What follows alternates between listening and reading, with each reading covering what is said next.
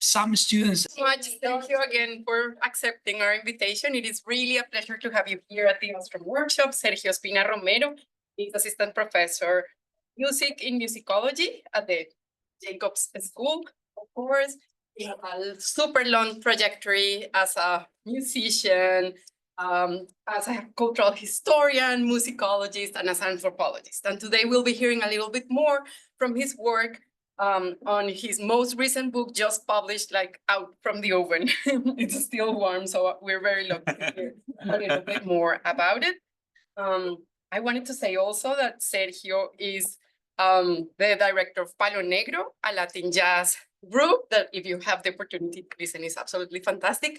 And, you know, the main person behind the Salsoteca, which is also a very important musical initiative in Bloomington. So please join me in welcoming Sergio. Professor Ospina. Sergio is fine. And I'm trying to resist the temptation to compromise with the Sergio thing. So, so I'm trying to be delivered with Sergio, you know, as my mom would say. Thank you so much for having me here. I mean, this is really a treat, something that I've been really wanting to do for a long time, and especially because I am, in a way, kind of grounded in music studies, and in a way, this is a music book, but I think my research and everything that I try to do is really interdisciplinary or transdisciplinary. And this book in particular is really aiming towards, imperial studies in general. I mean, so it happens to be about sound recordings and music, but I think the argument and everything kind of is really looking at the larger, political economy audience, even, if you will. Just a quick a clarification. The book, I have a book that just came out, and I'm thrilled for it. But it's not this book. The book that because that was a book that was it's a book in Spanish. It's called La Conquista Discográfica de América Latina, or the sound recording conquest of Latin America, which is in a way related to this, but it's much more, smaller in scope. That is a book about the sound recording expeditions that one company, the Victor Talking Machine Company, did in Latin America and the Caribbean in the early 20th century. So it's the first history of those expeditions. And it just came out. And we have a book launch event, if you're interested in that one. It's happening on October 14th at Red Butt, the library in downtown.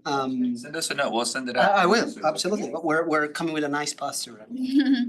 So in a way, this book that I'm finishing now here, that I'll present to you, it's like a further development and a much bigger book, an argument from that book in Spanish. Again, that's just the expeditions. The expeditions are also here, but this is more, if you will, like a bit more comprehensive and grand picture, a cultural history of the sound recording business in Latin America and the Caribbean in what I call the acoustic era. So the subtitle of the book, Talking Machine Empires, is the title. The subtitle is going to be Phonograph Culture in Latin America and the Caribbean during the acoustic era. And the acoustic era is that time before microphones, before the use of electricity, before loudspeakers, when sound recording was made only by mechanical means. So it was only musicians producing sound into recording horns, and it was the purely mechanical force of sound waves which allowed for sound recording.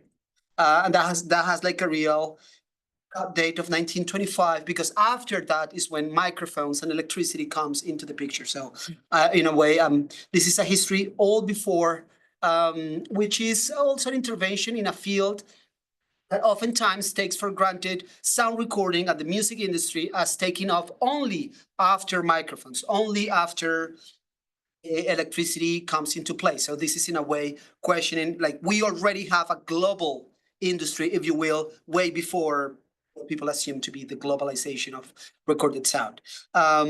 So in this book, there is an intersection, if you will, of sound studies but also anthropology and history, cultural history in particular, imperial studies, so to speak. And that's what I really love this audience, and I will treasure your comments, because I'm really excited about, but at the same time, a bit, I don't want to say scared, but but expectant is how people will take this argument. I know, because I think the double challenge that I have is, on the one hand, music peeps, people in the music world, they are not necessarily used to thinking about music in terms of imperialism or coloniality or this coloniality, yeah? Because music people love music, right? And we want just to see music as being the greater good of the world, Music is just making us better people. If at least we had more music, If at least every kid could use the Mozart method or whatever, the world would be a better place. So when you kind of say like, but there's like a dark history behind the scenes of the music industry. There are ecological disasters. There is labor exploitation. There is the same ways of capitalism doing what capitalism does in other industries. We can appreciate that in the music industry. That's where they are not happy necessarily with the argument, right? You don't want to contaminate, the illusion of music being inherently good by bringing these things. But on the other side, on the non-music people, bringing music and the recording industry and all of this into the picture of imperial studies being something that on first impression wouldn't seem as necessarily political, or where is the invention? Like Talking Machine Empire. So my argument, you will see, is really treating some of these companies, but not just the companies, but of the overall world, as an imperial structure. Yeah. So giving away my argument is that all these businesses, sound recording companies in the early 20th century, going all over the place just to make recordings and conquest those markers and just to take advantage of those musicians and just to increase their corporate wealth by way of those processes. That's, to me, a colonial enterprise, and that's successful primarily because they are capitalizing on the imperial stature, so to speak, of the United States and Germany and France and all of these at the time. Yeah. And that is what sometimes creates noise. Yeah. Because we want to see colonialism as a much more direct field of political intervention. Yeah. And sound recordings is a bit like in between of those both worlds. So that's like my challenge. So I really look forward to hearing your impressions about any of the things that I say. If you had a minute to take a look at the introduction that I shared, of course I would love your feedback. But if you didn't, no worries. I'll give you the basics here. So I'll share a few stories and things, and I'll begin with that one horror story. And this is actually where my book ends. So this comes from the afterword of the book. Maybe it's one of my favorite parts of the book, if not my favorite, because this begins. This is something that comes at the intersection of a horror story that this guy Oscar Cook wrote in the first half of the 20th century. That was eventually, I think I have a slide of this. Yeah, made into an episode of a series that was called Dark Gallery, which was a spin-off of the Twilight Zone.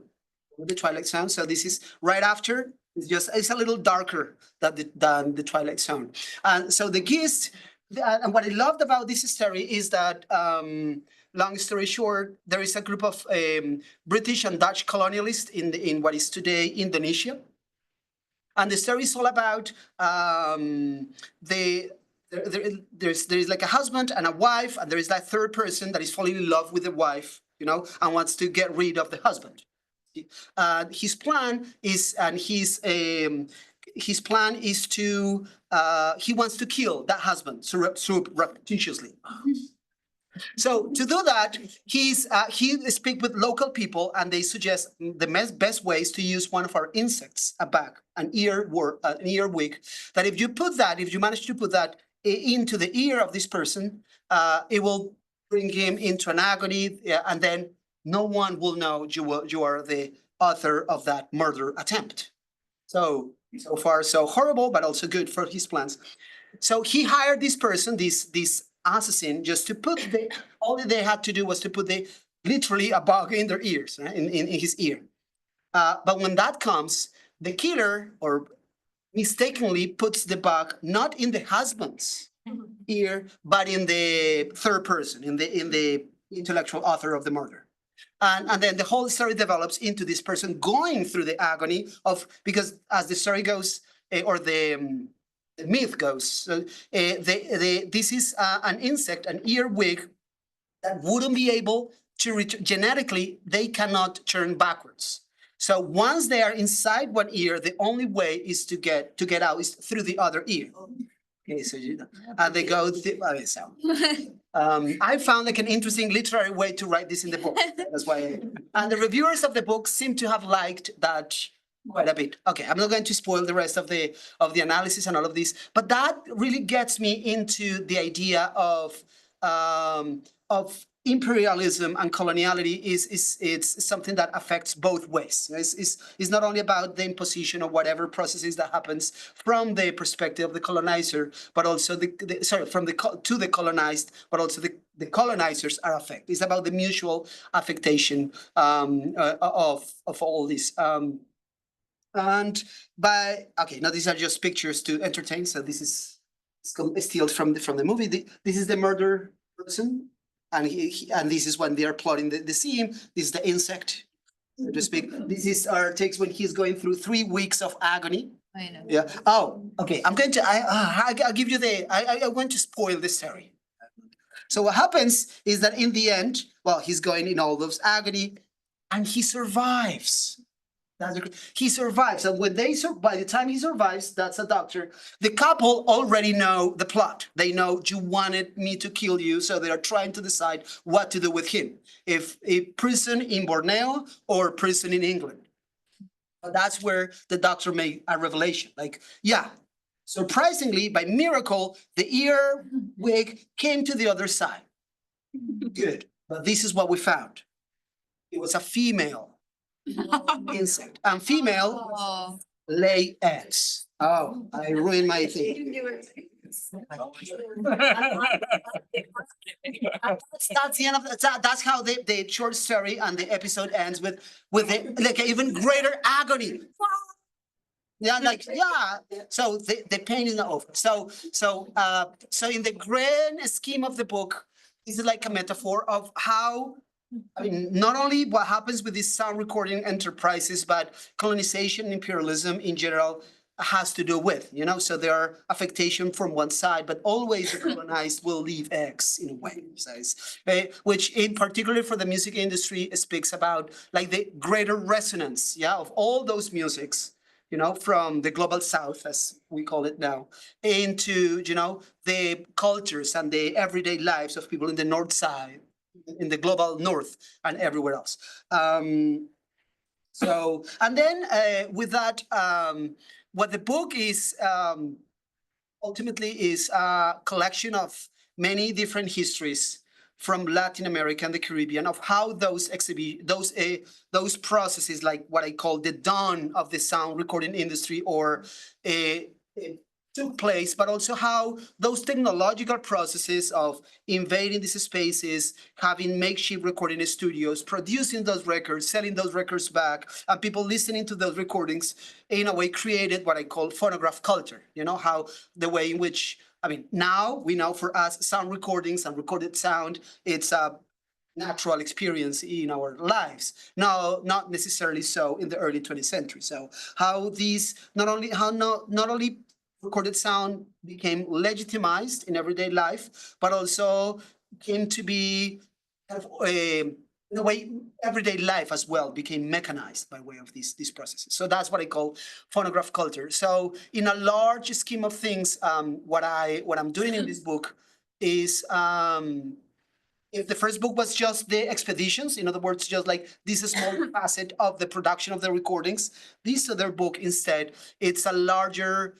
It takes like the complete cycle of production, if you will. So it takes into many different areas of sound recording production, including sound recording expeditions, but also the mobilization of musicians from one part of the world to the other to make recordings. Also, some practices of a different kind of extraction. And by the way, this is the framework that I'm using for the book, the one of extractive economics.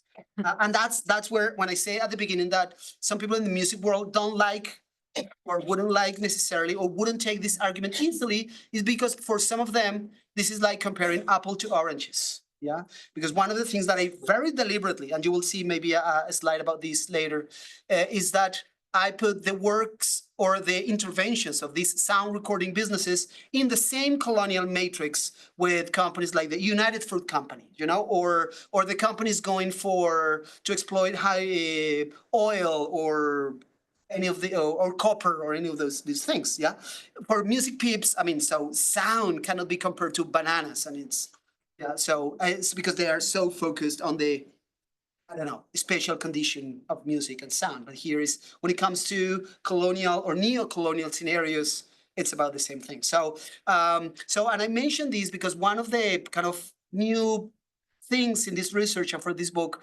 is something that corporations did, besides taking the recording equipment and making recordings, or taking musicians to New York or London to make recordings. Sometimes they in a way extracted, or sometimes downright stole music ideas or music scores, that kind of thing, and they kind of remanufactured those by arrangers and musicians in the North. So what eventually they got back was the synthetic version of their composition. Yeah. And so, yeah, so all that's part of the production. That's just the first step. Then another chunk of the book goes into, or the rest of the books go into the circulation of the recordings and the everyday consumption of those recordings. So a bit about what people were doing actually when they got these recordings, how they facilitated processes of not only musical nationalism in general, but also downright popular culture and humor and the entertainment industry. So that's the book in a nutshell.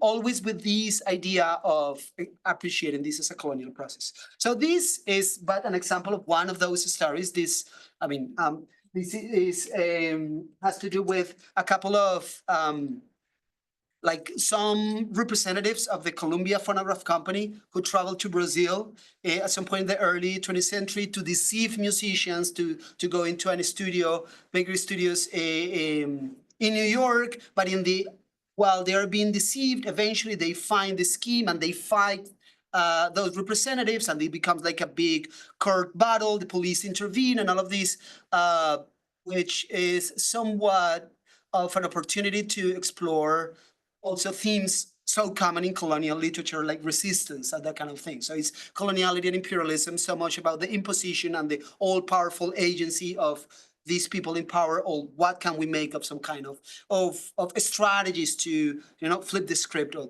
kind of thing. So just a photograph. How the recordings were made. Just I have a few others.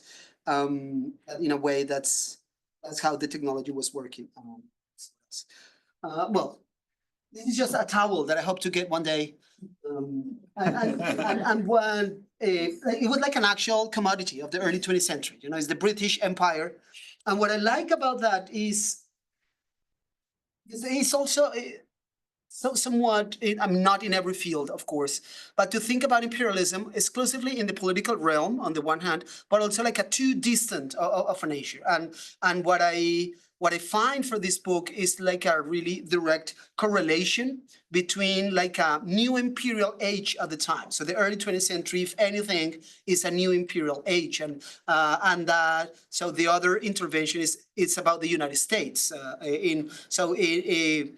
The scholarly opinion is divided among political scholars and historians about how to conceive the U.S. at the time, either as just a power on the rise, or just with a lot of cultural hegemony, or isn't actually an empire of sorts. And sometimes bringing into the picture the U.S. On the side of the imperialist, on the side of the colonialist, is not necessarily a nice pill to swell. But that's pretty much where my argument is also going. So one of the reasons the reasons the U.S. kind of succeeds in the global hegemony of the time is by putting into practice a lot of these kind of colonial maneuvers. Of course, it's a whole different imperial game, but not necessarily less ruthless or different than the empires of the past. On the contrary, early 20th century imperialism is going to be enhanced by way of mass media, enhanced by way of, massive weaponry and extensive military expeditions and whatnot. So all that's, again, coming to that music and sound recordings are part of the same fabric, in a sense. Anyway, that's the context of the tower. This is just some photographs of how those recordings were made. Time, if you're not familiar with those, usually you had like a recording horn capturing whatever sounds or musics were being made. And so far in the scholarship, that's the another, I guess, potentially interesting intervention of the book, is that the process was so complicated that often the histories of the phonograph take for granted these as static enterprises, that you couldn't move the technology. The technology was not supposed to be portable. Yeah. So most of the stories emphasize these innovative studios in New Jersey and New York and in London, in Paris, in some of these capitals. But by way of this, we are actually finding the opposite. I mean, so because they were taking these machines all over the place, and I've traced several recording expeditions. So picture expeditions alone, the ones of the book that I'm about to, that just came out, are like about 20 or 20 something, But I went into many of the other corporations, and I found like at least 30 or so more to Latin America alone. So there is this dynamic game of, sound recording engineers, as we will call them now, traveling all over the place to make these sound recordings, which is, of course, on the one hand, sound technology history. I mean, and some of us are fascinated by that technological history, how they made the sound recordings, something in that, notwithstanding the commercial nature of these expeditions, it's really the same field of play with what ethnographers were doing at the time, recording indigenous musics and whatnot, because it was the same technology, basically. But the other kind of angle that I really like about this is exploring those expeditions or all these recording ventures, is also finding a lot of intercultural drama, these were like technology experts, as they were called, recording experts at the time, going to Havana, to Mexico City, or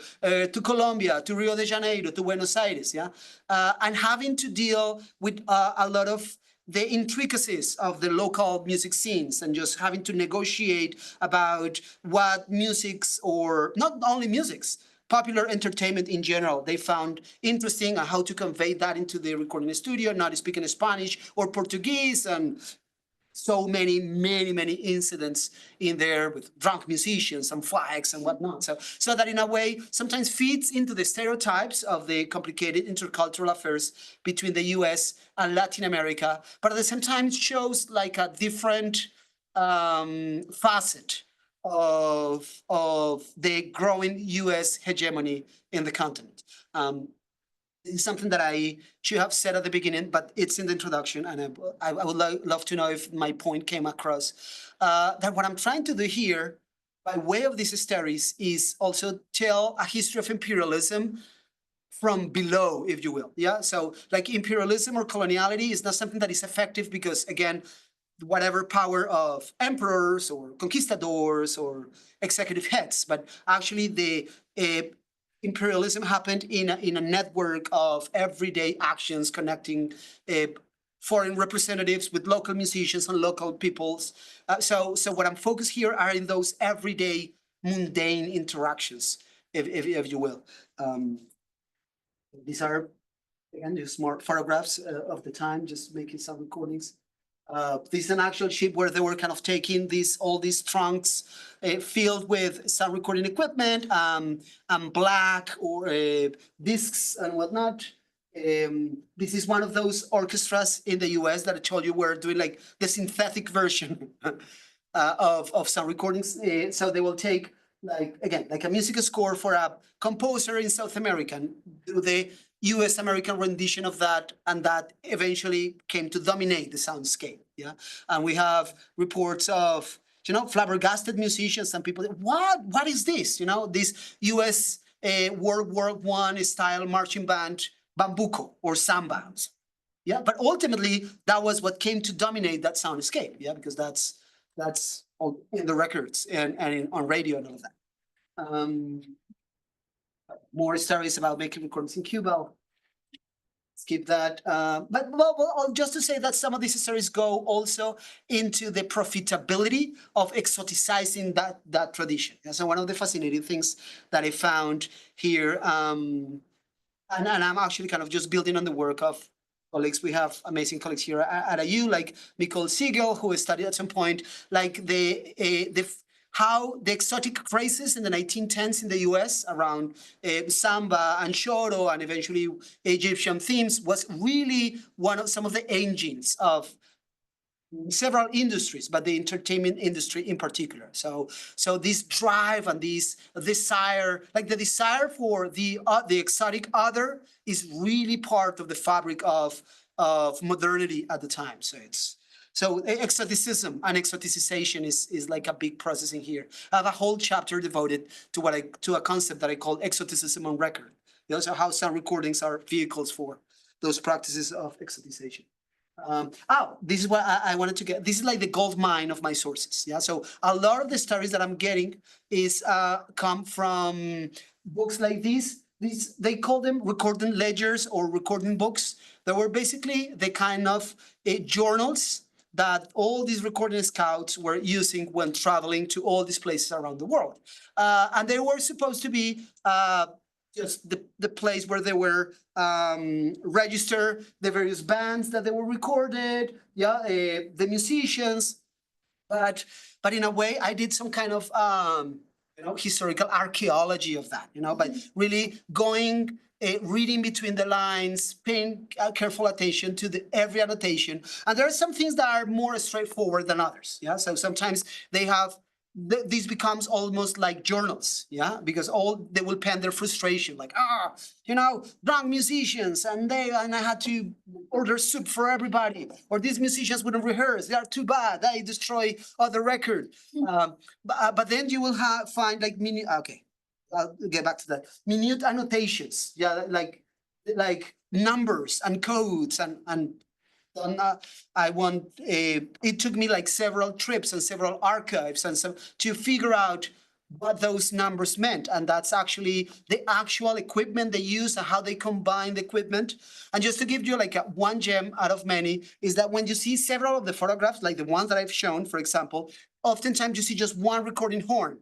But that's not necessarily what they did. I mean, that's just corporate for, I don't want to tell you my secret. Yeah. By way of those annotations, you find all these technological arrangements in which sometimes they connected 2, 3, and 4 horns at the same time, and they change all the various components. So there's like a material history to be told of how the recordings were made out of those annotations. But also there are annotations about copyright, and sometimes payment. Like, this musician had to pay this much so just to gain the exclusivity so that they won't record for another company. And when you go into what they actually paid, I'll get back to this later, is this is like just one example. So they pay this was like a really high regarded musician, like a tenor singer. No, I mean, people in Jacobs would be offended by the redundancy. Tenor singer. Yeah.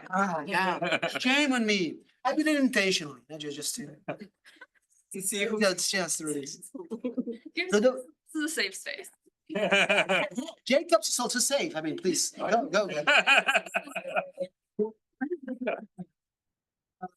So he was like, I hate to do this kind of comparison, but if you think of Enrico Caruso or something like that, big at the time in the US, this was somewhat equivalent in Chile. And they made this annotation of having paid him like 100 Chilean pesos at the time for the exclusivity of not recording for another company. So I dig the thing. Oh yeah, so they're saying, he's committed to not sing for another company in recognition of the 100 pesos that the Victor company is given. But in the time when you study, documentation about labor cases, that's all close to nothing.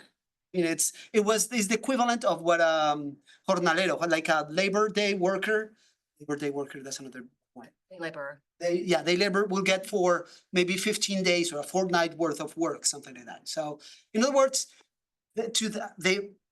to the most esteemed one, they paid really badly. So you can only wonder about how bad they did with the others. And actually, we have those annotations because they had to keep record. And it's really like labor exploitation at its best, if you will. But not just labor exploitation, it's just their differentials of how they were really capitalizing on the legal void in many of these countries about copyright, about paid musicians and whatnot. But in the end, are these corporations the one making the big checks? And this is not to just repeat the history of economic dependence of Latin America and whatnot, but the message is saying like, here is the inauguration of the economic and cultural hierarchies that today still distinguish the music industry from the north and the role of certain musicians in other parts of the planet. So in a way, it's anthropologists and ethnomusicologists talk a lot about world music as a big phenomenon of after the 1980s or so. In a way, this is world music before world music, as it is also globalized recorded sound before globalized recorded sound. So it's built in all these paradoxes and whatnot. Okay, the one that I didn't say many things about is just an example of one of those expeditions. There is a lot about this one expedition, one in 1917, in which these two people really kind of toured much of the continent and with so many adventures in there. Okay, here's another example of those recording ledgers and all the information that they put in there and whatnot, and just going between the lines, because it's also the many layers of intervention. So here, it's what the recording scouts made in the trip, but then there is also like the life cycle of the record itself. So the recorded matrix here in red eventually becomes the actual record in blue, and we have all these index cards with the life of each one of these sound recordings and where they went and the distribution. So it's also like a material biographies of sorts. Maybe I shouldn't say more about this.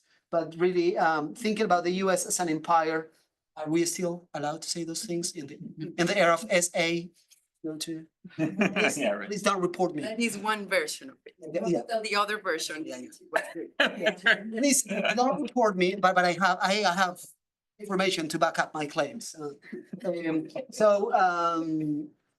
Because a lot of the books goes into exploring the entanglements between political and commercial entities, and how a lot of the direct kind of big stick interventions in matters of economy and diplomacy and whatnot of the U.S. across the hemisphere but the flip side of the more subtle interventions, like setting a recording studio, getting musicians, making those recordings, and goodbye. Type of thing, like a different kind of extractive economy, and that's where I insist of putting bananas and some recordings back to back, because in the end, I mean, the materials of exploitation, the conditions may feel different, but the cultural scenario is the same. And for those of you who are familiar with the work of Marie-Louise Pratt, and that's where I'm really going with this, the idea of contact sounds and transculturation. Let me see pages. Still free company. This is more stories about I mean, how to reconstruct this picture. I mean, this one in particular has to do with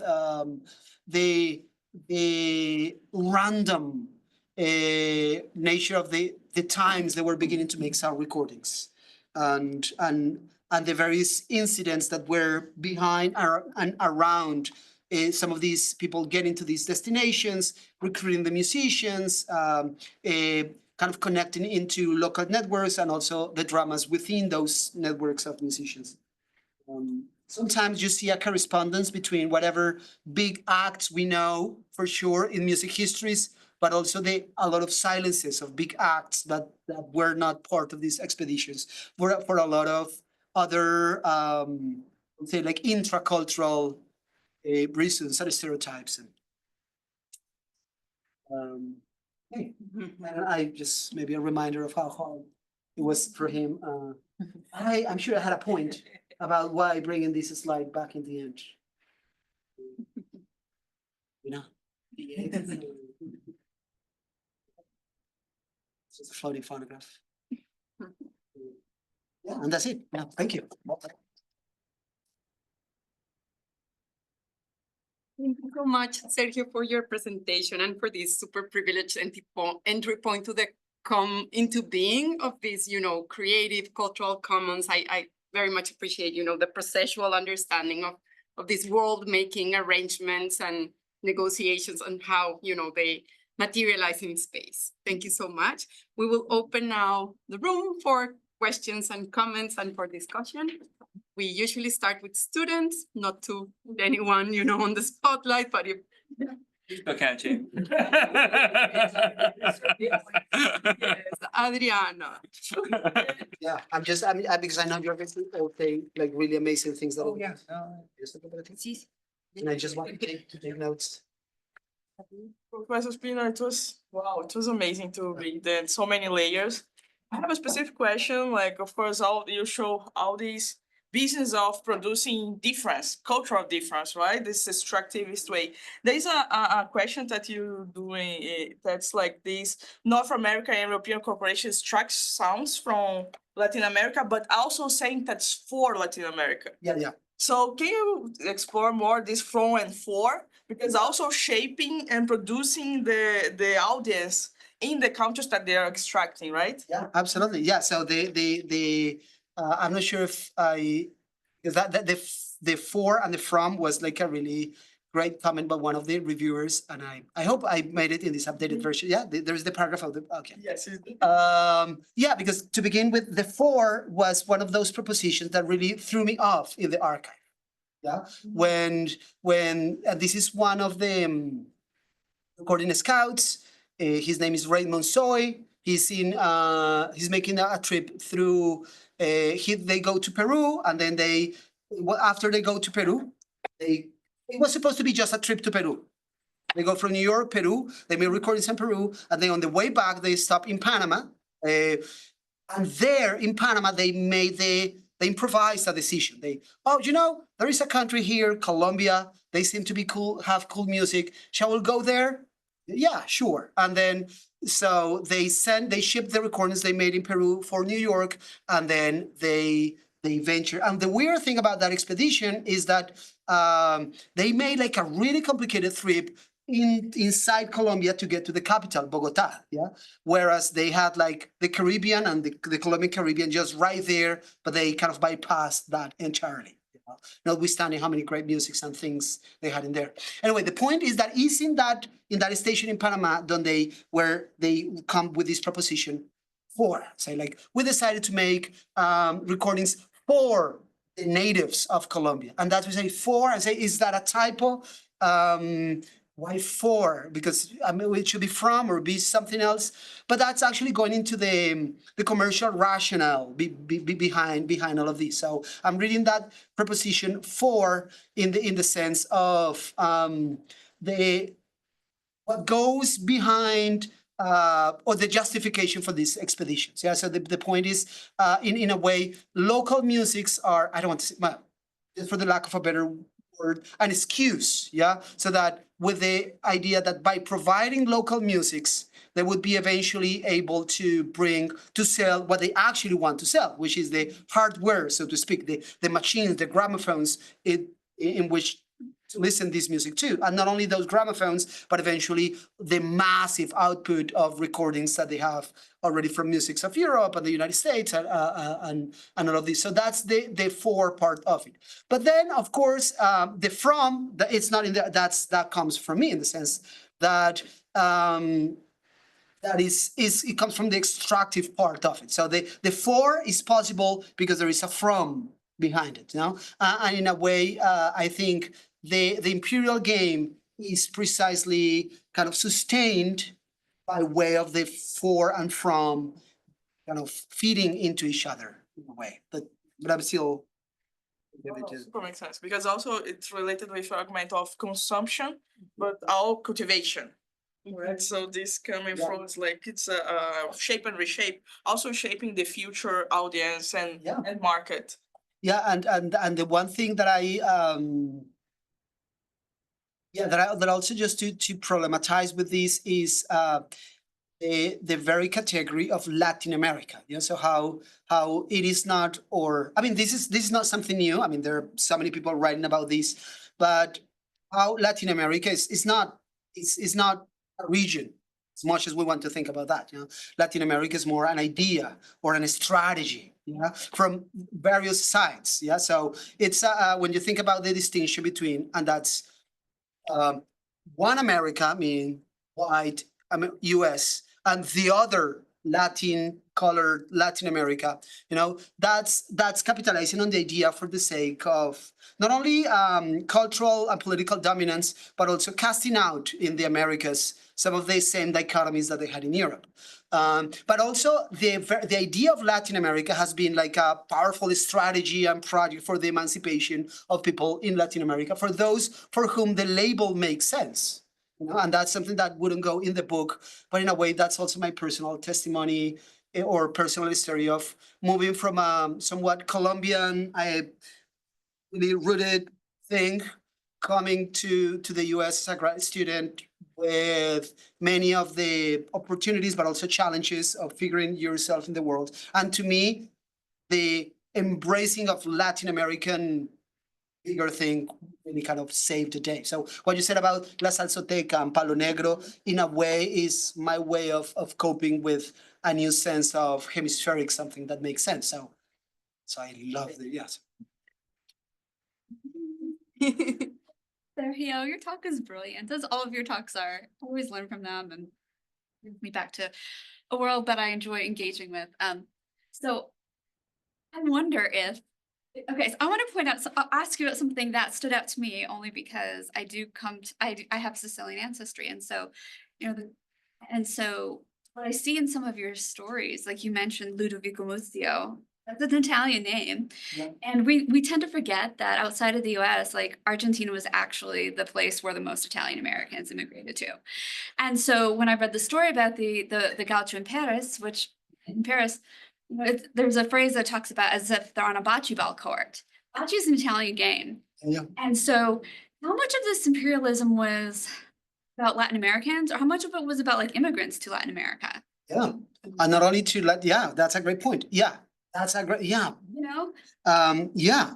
It's, and not just immigrants in Latin America, but immigrants everywhere, because that's another signature. I'm going to write here, immigrants. Because that's really another staple of the early 20th century. And so we have the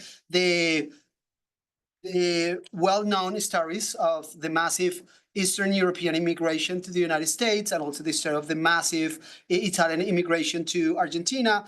That's where in the south of South America, but there is a lot of more movement everywhere. So of course, people have been moving all over the place, but there is something unique about the early 20th century in terms of the scale and the scope of those migrations, and what do they mean in the new political scenario, and with its in which these immigrants are coming to these places under different conditions, you know, of either marginalized communities or capitalizing or some kind of ethnic privileges or even further ethnic or racial marginalization. So the world is in flux, and I think these companies really well read into that and capitalize into that. So just to the Argentina example, Argentina was one of those countries that were most regularly visited. I mean, with expeditions, and not only expeditions, eventually some of these companies will even have record factories in Argentina, because they are facing all this competition, but they're also seeing this growing market, even more so than any other country. And it's because, of course, they have, in terms of musical taste and aesthetics, they have a lot of the similar population wanting the same music, both in Argentina and in New York, for example. A lot of like a similar makeup in those immigrants communities. So, and in a way that is, some of these recorded materials are almost exchangeable. Yeah. Of course, the company is also, if not intentionally, but eventually capitalizing on the fact that notwithstanding the ethnic specificity of some of the recordings, in the end, some of them become popular across many communities. Yeah, and that's some of the unexpected intent of this expedition. So Cuban music, for example, that was meant for Cubans, but eventually it gains more and more momentum in the US. So there is this in the 1910s with Cuban music begins to grow along with Irish and Hawaiian. So these three begin to come together as some kind of crossover kind of across communities. I mean, not to the extent, and this is the second example of what tango and foxtrot would do. But tango is the one of the easiest examples to show like one of the first really transnational popular phenomenon. Because it was, I mean, as you know, as the story goes, it was very local to the Buenos Aires area in Argentina, but between 1913 and 1914, the thing exploded really worldwide. So when you see Paris and New York and London, there are tango academies all over the place. Yeah, and now there are so the demand for this music from Argentina or Argentina, you know, it's really becoming like a big thing. So so I think all these intersections of immigration and new transnational identities are really coming into this picture for sure. I said way more than what you want. Have more questions here. I see one online, so maybe we can go there. Should I go here? I think you have the power. Oh no, Megan has the power. Yes, thank you. What was the page question? Uh, I'll do is that, yeah, they're no. missing pages, yeah. no, it was just a clarifying Yeah. question. I see. Okay. I have a question. No, Jess, you first. Okay, so this was fascinating and I know nothing about this. And I am certain that your wig story will not be. Yeah. But I still love literary metaphors, so I appreciate it. I have a question about the sort of market context. So and not knowing much about this, how many different kinds of corporate entities were actually sending scouts? Yeah. Did they vary significantly? I saw Colombia listed as one. Is that the same Colombia? Was it in existence at some time? Yeah. And then specifically, did you get a sense that the sort of what you were calling your holy grail of sources looked fascinating?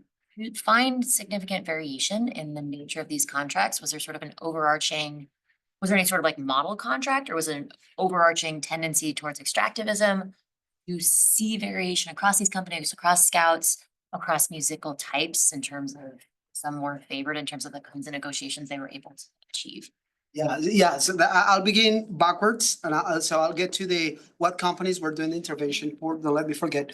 Yeah, but I mean, contracts per se, we don't have any of that. At least not with these musics. And at the time, or these musicians or these parts of the world. And at the time, that was somewhat of an uncommon practice, even for musicians in general. You know, so we have exceptions. So again, Enrico Caruso was this first exception when he got like an actual contract in 1904. That was kind of paying for the recordings, but also paying royalties, something actually unheard of. So he was getting something like 2% or so of his recordings, which was enough just to make him a billionaire. But for most of the musicians, and this is across the board in the first of the industry in the US and in several portions of Europe, but particularly here, they go with a flat rate. So they pay for the recording when they pay. So that's why eventually in the 20s and the 30s, when we see kind of labor unions with musicians and all of this, that's one of the things they were going just to claim, just getting like a better recognition, because once the company devours or has this, is game over. And to this day, I mean, I'm sure you know all the drama with Taylor Swift re-recording the thing, because once the corporation owns the sound, it's sometimes over for the musician, and it's and what I found here is that for most musicians, they wouldn't pay a dime. You know, it was just like capitalizing on the novelty of the experience or whatever. And yeah, But it was not only about sound recordings. What eventually happens, like the second, this is not in the book, but like the saga of this story is music publishing. Yeah, how eventually music publishing corporations from the US, like Ralph Peer or eventually SCAP, and all of these will all do something similar, but what's the word I'm looking, outsourcing, no, it's outsourcing, kind of getting the rights of representation for all of the publishing of all these musics that was already on records or even without records. But what ends up happening is that it's the music publishing company that will get all of the revenue. And sometimes paying royalties, but hardly ever to the actual musician. So it's only increasing the gap. So yeah, so we don't have really contracts. But did the publishers like learn from each other about like, okay, what's kinds of flat amounts are we actually giving for this sort of thing? Or was there just like a shared understanding of like? No, I mean, okay, that was the other big point. I mean, so at least what I see, I mean, we don't have necessarily, because what they begin by not, but when I see all these big differentials in what they're paying, because they see this pianist, they pay 50 pesos to play 2 songs, to the other ones 15 pesos for the whole week. So it's so different. Yeah. So it seems to be like there is like this is part of the imperial negotiations in the ground, because it's like a 1-to-1 basis. That's something I don't want to, I almost say just how they negotiate salaries. So they know. But it's like 1 by 1. So sometimes like, it's like, okay, to you, and you have, it's like 1 by 1. And it's so random. And I think that's what the lack of any legal framework allows them to do. Yeah. So in most countries in Latin America at the time, there are not really copyright laws or anything they can rely on. What happened with these 2 musicians in Brazil that I told you about, when they went to court and the police intervened, and eventually the Colombian representatives escaped Brazil because it was a lost case for them. They didn't lose on the basis of not paying enough or not, but because they lied to the musicians. Yeah, because in that case they say, okay, we're going to pay you a flat rate of 400 reais at the time to go to New York. You know, and only for that time in particular, this was not common practice. They made the musician go to like there's something the equivalent of a notary or something like that, just to commit themselves. Okay, now you're going to make recordings for Colombia, not for because they were already with a contract, or they were already making recordings for a local dealer in Rio de Janeiro. Say, okay, you're going to resign that contract with them, and now you are committed with us, and we're going to pay you 400 for this. That was in the notary. I say, okay, we'll go to New York, and we're going just to turn the other one out.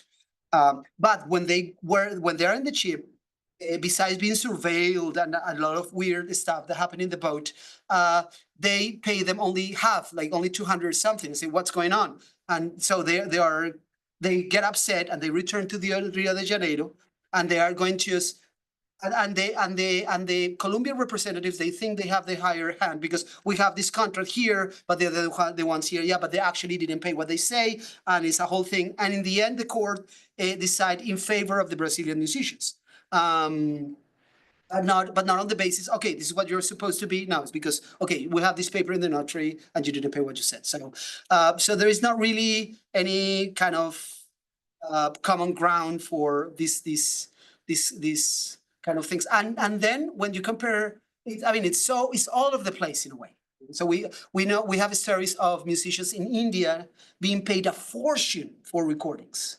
Yeah, which like sometimes made me doubt, wow, yeah, so why is not but it's also different companies. Yeah, so all these contracts, all these stories and these ledgers are from the Victor company. That was the one that came to Latin America. Yeah, the ones in India was from the Gramophone company. That was like a UK company, and that's kind of a segue into the first part of your question about which companies. So Victor from the US and Gramophone from the UK were like the 2 biggest. And actually this, in chapter 1 of the book, I do the really kind of imperial cliche of comparing the agreement between these 2 companies with the scramble of Africa, because they did this same thing. The sort of why some countries in Africa has these weird shapes, because in a table at the Berlin conference, they just say, okay, this is a country, and this is going to be for Italy, and this is going to be for. They did something like that among recording companies, and hopefully I get that, because we have the actual map of how they divided the world. Okay, Victor is going to have the Americas and China, Korea, and Japan, whereas Gramophone is going to have the rest of Asia, Europe, and Africa, and they split. And they were really diligent about kind of representing each other in those places and commanding the kind of, in a way, any kind of acting like an imperial entity in commercial terms. So they were the biggest players in sending scouts all over the world, just as Victor sent recording expeditions to all over the Americas. Gramophone did all across Southeast Asia. But of course, they were not the only ones. From the US, the other big players were the Edison Company from Thomas Alva Edison, although he was really, for the most part, kind of ambivalent and hesitant when it comes to global enterprises. So, he appears here and there, but really timid in various places. The other big one is Columbia, and there are so many Columbias happening at the time. So one is the Columbia Graphophone Company, the one making recordings, the same family of the folks of the Graham Bell are the ones of the telephone company. So the ones with the phonograph business, but there is also a different Columbia making recordings in the in the UK.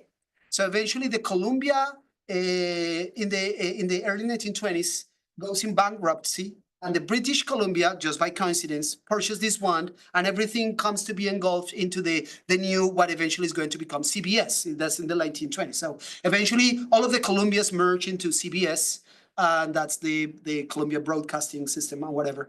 But Columbia, as a phonograph company, they also made some recording expeditions to the Caribbean, to Mexico, to Southeast Asia. They have temporary studios of all places in Hawaii for a while, in Jakarta, in Edison. Another big one is okay. So the big four here will be Edison, Columbia, and Victor. Eventually, Brunswick comes into the game, but more for the south of the United States, I think. The other big players in Europe are going to be Pathé, which is a French company, and something called the Lindstrom Company. Lindstrom, which is another entrepreneur in Europe from Germany, who will have, and this is another fascinating story of its kind of engulf. So whereas Victor and these companies were going directly to the musicians, Lindstrom, this German-owned but with Scandinavian roots type of company, they were doing some kind of, this is not extraction, this is more like corporate something in which like a large corporation just go and takes all these small corporations and fits into them. You know what I'm talking about? Like, so you see like shampoo companies, and you see 10 different brands, Head and Shoulders, and but in the end is one massive Meta Univalle or Meta, or well, Facebook, like you have Meta and you have Instagram, all these things. So that's what this company, this is the early 20th century. So, and it was great to find that out. And there's good research about this because you have Becca and Odeon, Phonotipa, a lot of small labels doing all these kind of things, but when it comes down to it, is the same Carl Lindstrom governing the whole thing. So, no, this is just blah, blah, blah facts. The big picture, the actually nice answer to your question is the correlation between these big companies and the actual big political empires of the time. So, and that's a lot of the book kind of writes with that idea. So we have the US, France, England, and the UK. So those are the main kind of imperial actors at the time. And those are the places where these companies are thriving as well. More questions, comments? I have one comment and two questions. So, Diana. Oh, go first though. no, go first. Okay, I'll go first then. So my short comment is that it made me think, your work made me think a lot of my work with local communities in the Colombian Caribbean and how it is unthinkable that things such as land, water, and music have an owner. That would be, that is even crazy today. So I imagine, that would be something made me think historically about this idea of, you cannot say that music has an owner because this is the music of all of us, is the music of my mom, of everybody's ancestors. So it's like nobody owns it. And I have two questions that you have already addressed a little bit. One is that I really think that the comparison with the bananas work, following the history of the United Fruit Company in Colombia, but also in Central America, it makes a lot of sense. And we see a lot of that is still today. The Chiquita scandal in Colombia was yesterday. And that is, that part of the long history, or, the Dole Company also has a lot of scandals in Central America and in Colombia. And it is connected to this history. If you see some of those continuities today, would be my first question. In the music, not in the bananas. In the bananas, I see them. And then the second question was about internal colonialism. You already mentioned briefly, what the US is doing to the US South, which would be, an example of internal colonialism, but also how important these enterprises were to precisely producing an audience, and how they became fundamental for constituting a local white elite in different countries. So the case of Vallenato and Porro is like the classic ones in the Colombian Caribbean. But if you think that, that it makes sense to think with internal colonialism in this. Absolutely. Well, thank you. I mean, so, yeah, we both are really kind of rhetorical, because the answer is already built in there. I mean, so you're super on point with both things. And I would love at some point to get your opinion about chapter 3 in the book. Is all about extractivism, and is the one that is all about the parallels between Victor and the United Fruit Company. And so that I have two little ones. They're 11. It's sweet boys.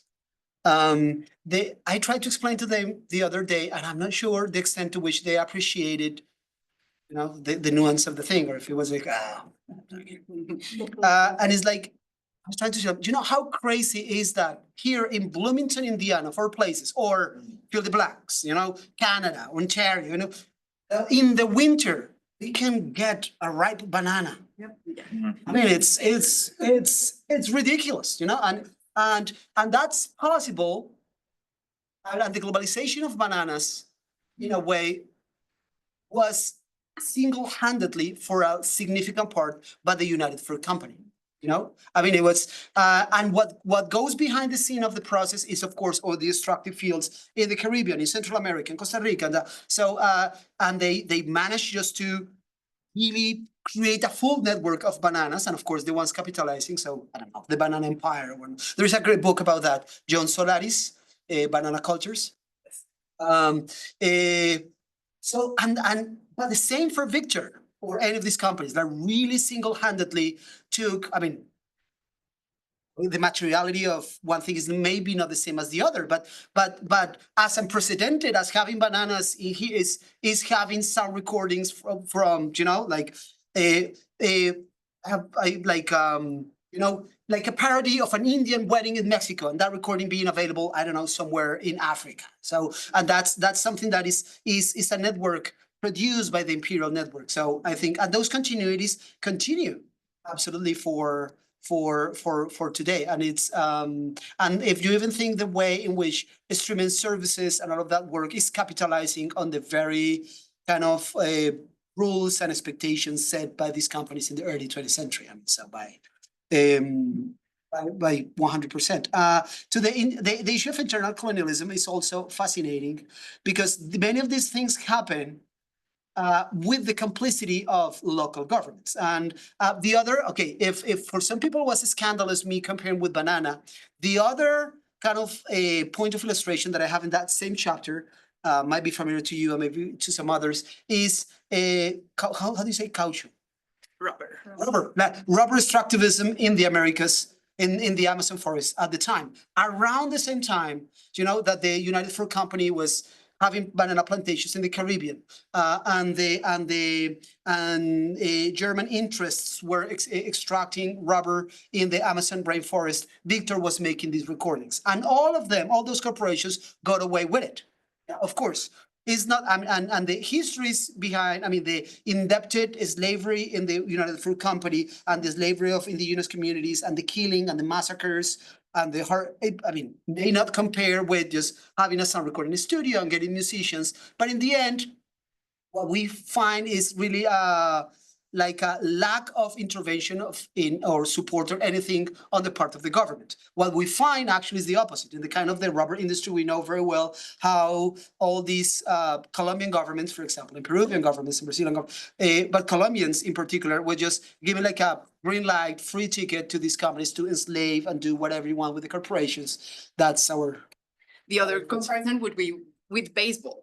Baseball has the same geographies of bananas, and we can talk yeah, about yeah, yeah. that, but yes, it's definitely how imperialism works. Yeah. You're absolutely right. And I could go on and on and on, but the last point very quickly that you mentioned about music is the same. So the music that goes on record, I mean, this is not as black and white as saying the music of the leads are the ones that come in the recording, because I mean the companies sometimes they just went for whatever was profitable, but the networks that allow for these recordings to be made, to happen, are oftentimes the networks controlled by these elites. So, for example, with the story that I mentioned before of when they were in Panama, why they came to Bogota and they didn't do any recordings in the Caribbean. Part of the story is because of the connections they had in Bogota. So there was this local dealer from Bogota, who was making business with Victor in New Jersey from a few years on lobbying before, and he was the intermediary just to get the scouts and the machines to Bogota.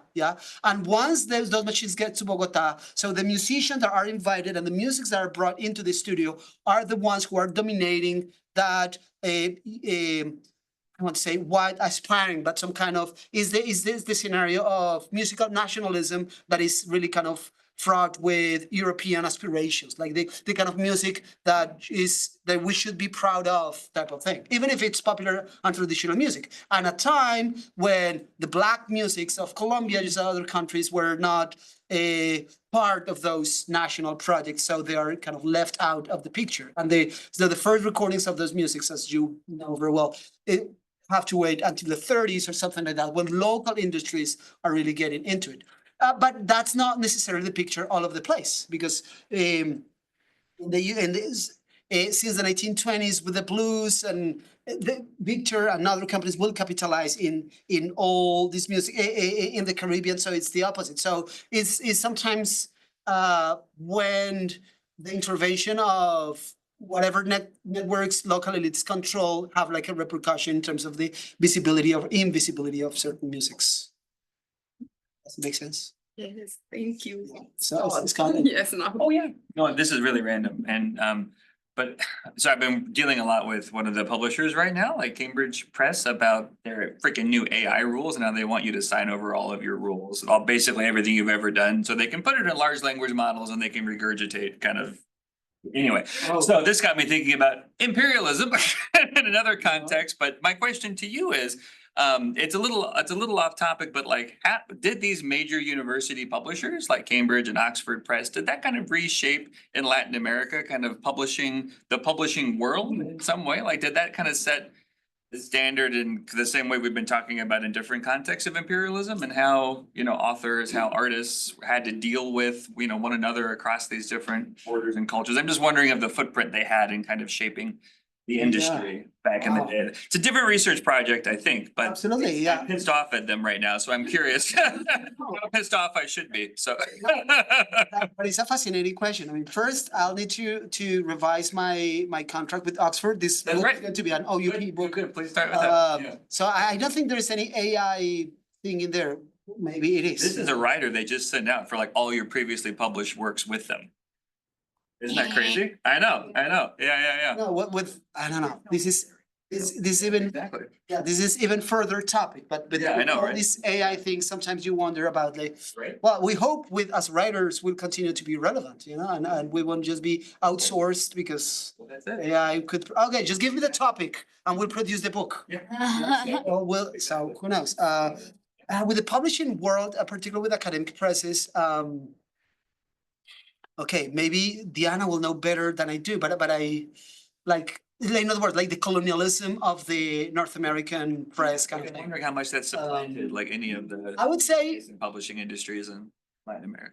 yeah, but that's part of maybe the internal colonialism thing. I may not know enough of the editorial world as to say that they really have like like a high hand of direct interventionism, or like say like, oh, we're going to conquer that market, as opposed to they just capitalizing on the structures of prestige that they have just because it's Oxford or it's Cambridge or it's any of that. So, and several authors and institutions and publishers and universities just going with that because it's Oxford.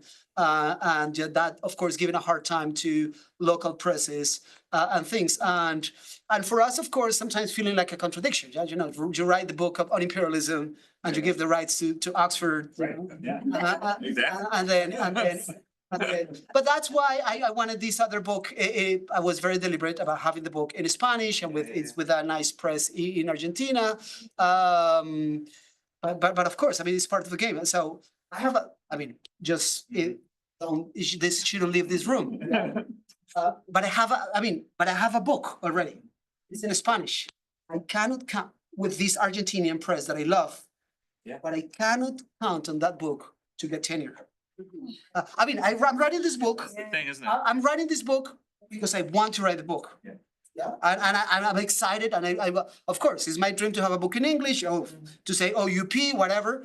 But I have to play it safe, yeah, because once you say, oh, it's in English, it's oh, UP, oh, good. So I mean, you don't need to sometimes say anything more, even if if some of these presses are not necessarily great about making the book or the research available or royalties or any of these kind of things. So it's but sometimes no, this was not your question, but in an utopian idealistic world, or me just trying to cope with my own contradictions, sometimes I think some of those maneuvers, even like sometimes like, you know, like being an insider and just it's horrible to say invading from inside. You know? Yeah, but it's Fair mind. I don't know.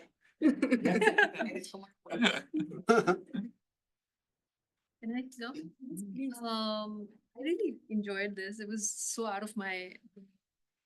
Have you heard of Coke Studio? What's your studio? Studio? Coke, like Coke from Coca-Cola, or Coca-Cola Studio. I actually was so curious if you've heard about that. So I checked if any country in Latin America has it. Turns out it's in Colombia. what kind of a studio is? So, okay, this is really big. I'm originally from Pakistan. That's where it started. It's really, really big. That's where Coca-Cola starts recording local artists' music. Uses it brilliantly and sells it back to the local markets. The first year was about 16 years ago, and it was free to download. It just became the biggest thing ever. It's really reminded me of Amazon. Right? Yeah. Amazon is like just so big, it's just like practically a public. And sidestep it. Yeah, and yeah. So now 16 years later, that's the only show in town. Now it's not free anymore. They're in 13 countries, including Colombia. And everything you described just reminded me of Coke Studio. And they're really changing the soundscape. They're recording these indigenous, less known artists. So you would think, yeah, great, Coca-Cola is investing in local music, bringing in capital to the country. But in the process, it's not just appropriation, it's just completely changing the sound of the music. So like less known songs that nobody had heard of, now they're huge international hits because Yeah, I mean thank you for that. I read the reference. I'll take definitely a look at that. But what you described with Coke Studio or Amazon or any of these, I mean that's monopoly playbook. I mean that's how monopoly works. I mean, so you create and you appropriate the scene, you reduce prices, you get them for free, and then you really kick out all of the other local actors out of the picture, and eventually, like Amazon, means once you are the only provider, you can ask whatever you want because everybody. So yes, and I mean the other side of the frustration is that with some of these, they already have a network of visibility. So even if you have local labels doing all these recordings, their impact and distribution is still local. And even if they are the ones putting into the work, the big visibility is going to be had by the corporations. And eventually the smaller labels, sometimes they have nothing else to survive, but to comply to whatever corporate big design. Yeah, there is a big book, a nice book called Coca-Colonization. Yeah, about Eastern Europe, but it's more about cultural appropriation and Coca-Cola as a instrument of empire in a way. We have two more questions. They saw hands. No? Okay, one. I've been studying classics cinema through Turner Classics, and sometimes along the way I go with one with the studio system, like the Big 7 or 8. That's kind of like evolved, just browsing through Wikipedia into like the mega multinational corporate conglomerates, not just media players. I was wondering if was there a lot of tandem between the big studios, and I know Warner Brothers have Warner Records. So were those the recordings in those TV studios? Was there a lot of coordination back then and tandem? So you mean like the recordings made in the expeditions, and then with the corporate or the headquarters? I was just trying to see if there's what relation between the recording empires and the cinema. Okay. Pate and Yeah. Well, I haven't explored a lot of that connection. I mean, it all kind of comes together. yeah, okay, I know exactly what yeah. So well, I'm not sure if this is exactly where you're going. I'll provide just a couple of thoughts. One is that for the first couple of decades in the 20th century, the sound industry and the film industry seemed to be going through independent routes, yeah? And part of the reason, I mean, that's not absolutely true because there is always like a back and forth between them. But part of the reason is the lack of moving image sound synchronization, that, sorry. So very early, the film industry just went on just by moving images. We don't need sound. Sound is going to be, so.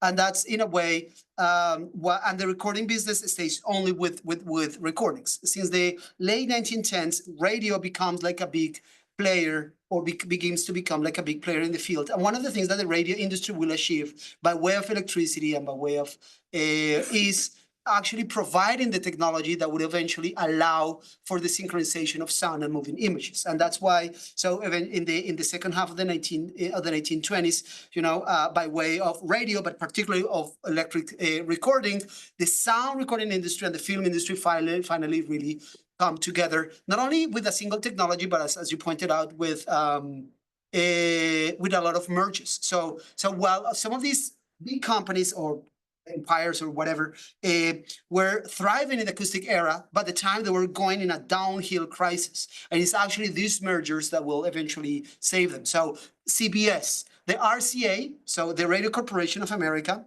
it's making radios, eventually buys the Victor Talking Machine Company. And so that's why it becomes RCA Victor. So by the time of the book, it's not RCA, it's only Victor. But after the late 1920s, RCA Victor, because it's now this conglomerate that is doing both radio and sound recordings, and is also providing the services for the Hollywood film industry. So now that's where we begin with this kind of what now people call vertical integration. Because even in Hollywood, and actually some of these companies will move their headquarters to the West Coast, you also have music publishing into that. So all within the same corporation. So that's not the history here, but what is fascinating to me is seeing some of these recording scouts who in the acoustic era were only doing recordings are the ones who will end up being the chief recording engineers in the Hollywood studios. The same people who made the trip to Cuba in 1916 is the one that you find credited in the movie or so in the 1930s. So the fluidity eventually comes. That's why I have Hollywood in the first place, because Edison was trying to monopolize the whole industry around Ford. Ostrom, Yeah. With the group scandal. Anyway, everybody went out to Hollywood to. Yeah, Edison ends up being isolated, and yeah. think we have time for one more question, Jamie. Okay, no, for sure, right? Describing the difference. Oh, I have actually two questions. One is, I'd like to know more about where you're going for your archival research, right? Are these ledgers in Colombia or Argentina? Are they here in the US, like in, the Victor Victor have an archive, for instance? So that's my question. And the second, as you were describing how these musicians were paid and how they received amounts, it looks random to us in the US because we're used to a world of contracts and even regulations about unions. But at that time, were the companies just operating according to the local economy? Was it a bargaining economy that they were interacting with? And that's why you see such disparate wages. Yeah, okay. Yeah. Yeah, so for the first question, yeah, Victor and some of these companies moved, I mean, so what I had to do was to follow the corporate history. So yeah, so Victor becomes RCA Victor, then they are bought by General Electric, then they become, they come for a little bit under EMI and BMI, and eventually now everything is under Sony. So Sony is what is holding Victor and some of these labels. So Sony is the big. There is not like a Victor archive proper, as it was moving from corporate hand to corporate hand.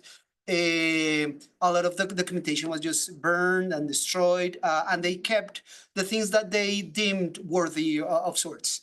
So these ledgers are preserved because of the potential for new releases. So they, and not only these ledgers, but also what they call the blue history cards is like a massive collection of index cards by each one of the records they produced in the acoustic era. I found about these first through some scans that they have at the University of California in Santa Barbara. They have I hate when I say Santa Barbara, Puerto Rico and Venezuela and Mexico. California in Santa Barbara. They had scans because they have a really cool project that used to be the encyclopedic discography of Victor recordings, but now they incorporated many more companies, and now it's called the discography of American historical recordings, and that's free to check online, and that's paired with like a really cool online resource if you ever want to stop binging Netflix and say, oh, I want to do something else. Let's listen to acoustic records. Why not? So the Library of Congress has something called the National Jukebox Project, in which thousands of these recordings are just available there to listen, including many of the recordings made in these expeditions. So I went first to California and to Santa Barbara, and through them they connected to the Sony people, and it was, of course, like a lot of lobbying, but eventually they allowed me into the archives in Manhattan. It's like a really tiny, super packed place within the corporation, but they have all of the original books there. They have, yeah, and I spent, it was like Christmas so it was like a nice week in there. I mean, really secretive in a way, but also you find a lot of other. This is not conspiracy stories, but like a lot of behind the scenes. So, for example, Sony, they after all of these corporate movements, they inherited from Victor something that is called the Vault. VAULT, and it's something somewhat, not Victor owns that, but it's more expensive to open the thing than to keep it. So it's somewhere in New Jersey. They have this vault with all of the original kind of metal. This is a whole different story how they made the recordings, but for every recording they had to produce like a metal mother matrix. So they keep all of that, so they could potentially reissue these recordings from the actual metal masters, which opens a whole different kind of works for sound studies, because it's really a way to access to those sounds as they were, as opposed to, I didn't play any recordings today, but the ways that we digitize these recordings after, first they are worn out recordings with a lot of his sound, but it's a digitization from the reproduction, and that's why they continue to do in a way just to digitize from whatever the easiest way of it is playable. But what I'm saying is that, I mean, you could potentially reenact the whole sound again from scratch. So they told, I mean, that's a project. And for that, having those ledgers of all of the sessions, including the sessions in New York, is a possibility. So anyway, so there is more to be done in those archives. Colombia is a bit more complicated because it's been all over the place. So I've been working with other researchers who have been reconstructing some of the discographies. I have colleagues working with the gramophone archives in London who have provided a lot of. So it's been like a really collaborative thing. So that about the archives. I'm not sure if I answered the whole thing. And then I think you're right about the bargain economy. I think that's pretty much what it is. And I think the extent of the bargain depended on the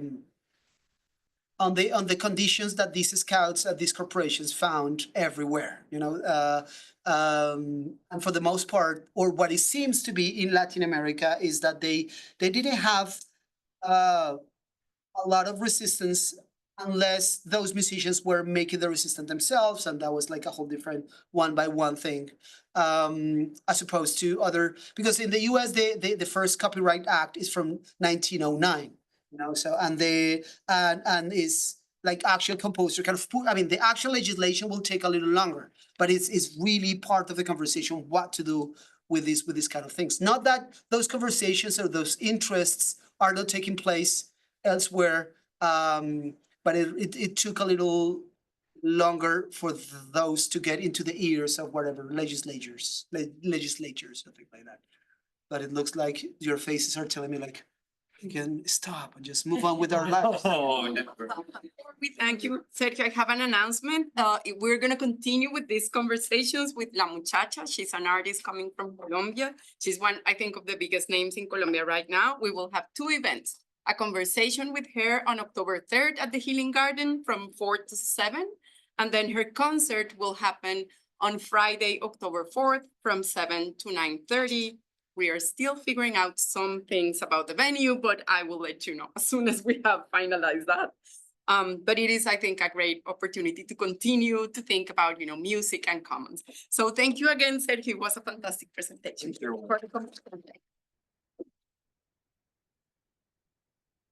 Thank you. Thank you.